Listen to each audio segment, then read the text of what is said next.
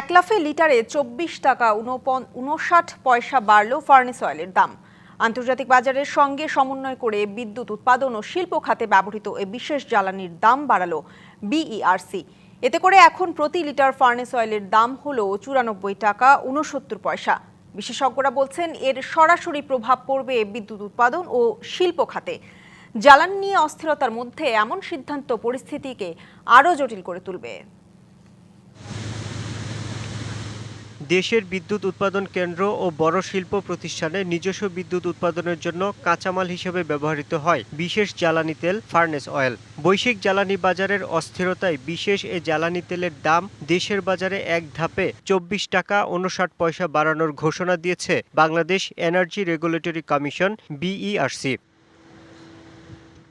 বিশ্লেষকরা বলছেন বিদ্যুৎ কেন্দ্রের জন্য অপরিহার্য জ্বালানি ফার্নেস অয়েলের দাম বাড়ানোর কারণে সরকারি বেশি বিপাকে পড়বে। ইম্প্যাক্টটা বিদ্যুতের উপরে, বিদ্যুতের প্রাইসের উপরে পড়বে এবং আলটিমেটলি বিদ্যুতের দাম বেড়ে গেলে যেসব ইন্ডাস্ট্রি বিদ্যুৎ ব্যবহার করে তাদেরকে তাদের যেসব পণ্য আছে তার দাম বাড়িয়ে দিতে হয়। ফার্নেস অয়েলের দাম বাড়ানোর কারণে বেসরকারি খাতের বিদ্যুৎ উৎপাদন খরচ বাড়বে।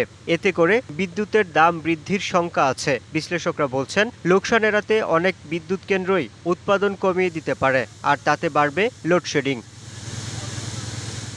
বিশ্ববাজারে জ্বালানির দামের এ অস্থিরতা এড়াতে আগে থেকে মজুদ সক্ষমতা বাড়ানোর তাগিদ ছিল বিশ্লেষকদের। 200-র বেশি সার্ভিস ও ফিচারে লেনদেনের সব বিকাশ অ্যাপে সম্ভব। যেখানে গণশুনানি হওয়ার কথা, গণশুনানিতে এর যৌক্তিকতা, ন্যায্যতা যাচাই বাছাই হওয়ার কথা, সেসব করার কোনো বালাই নেই।